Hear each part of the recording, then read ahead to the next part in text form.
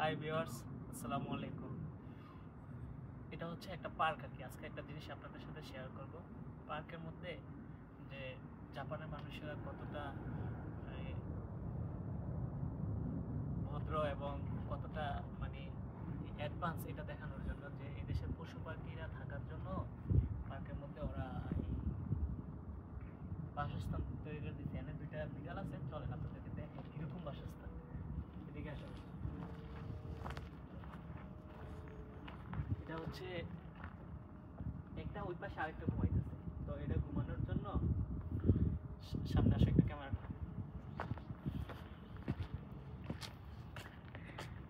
এরা ঘুমানোর জন্য এদিকে ঘর তৈরি করে দিচ্ছে ওদেরকে, যে এটা হচ্ছে একটা ঘর,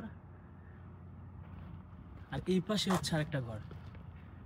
এটার ভিতরে আসলে খাবার সবকিছু দিয়ে রাখছে, যে কি খাবে ওরা। তারপরে বসার জন্য এরকম ভাবে বিছনাও করে দিয়ে রাখছে, একটা সুন্দর করে করে ওয়ালগুলো তো করে দিয়ে রাখছে, যাতে ওরা থাকতে মানে পানি টানি যাতে না পড়ে, সেজন্য এই হচ্ছে অবস্থা। আর এদিকে এগুলো আসলে ভয় পায় না, সুন্দর করে বসে রয়েছে। ওইদিকে আছে একটা, আরেকটা উপরে ঘুমাইতেছে। এই জিনিসটা দেখার পর আসলে অনেক ভালো লাগছে, যে এদিকের মানুষেরা, বিশেষ করে জাপানের, যে ওরা কতটা সচেতন পশু পাখির ব্যাপারে।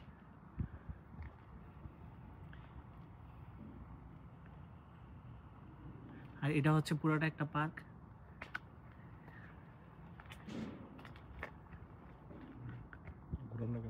হ্যাঁ, পার্কের মধ্যে এই জায়গাটা হচ্ছে বসার জন্য, যারা মানে আসে পার্কে, তো এরকম ভাবে আসলে কেউ আসে না সচরাচর।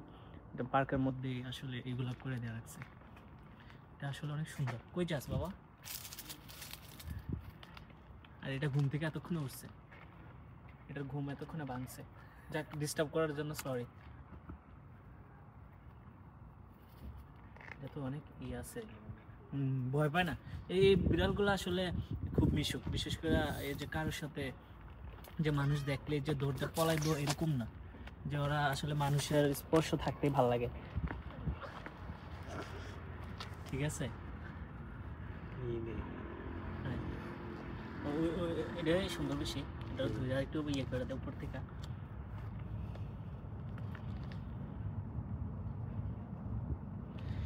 ওরা আসলে মানুষের মানে স্পর্শ থাকে তো সবসময়, যেহেতু মানুষরা ওদের দেখাশোনা করে। এই পাশে এটা বসে রয়েছে।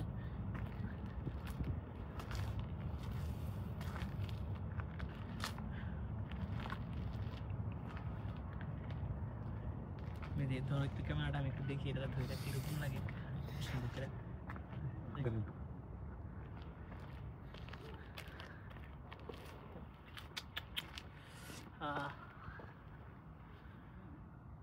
এটা আসলে অনেক সুন্দর জিনিসটা, যে আচ্ছা যাক, আমি তো এই পশু পাখি কখনো ধরি না এরকম ভাবে। তো এটারে আসলে স্পর্শ করাটা ইজি, চাইলেও এটা মানে ধরতে না, কাছেই থাকে।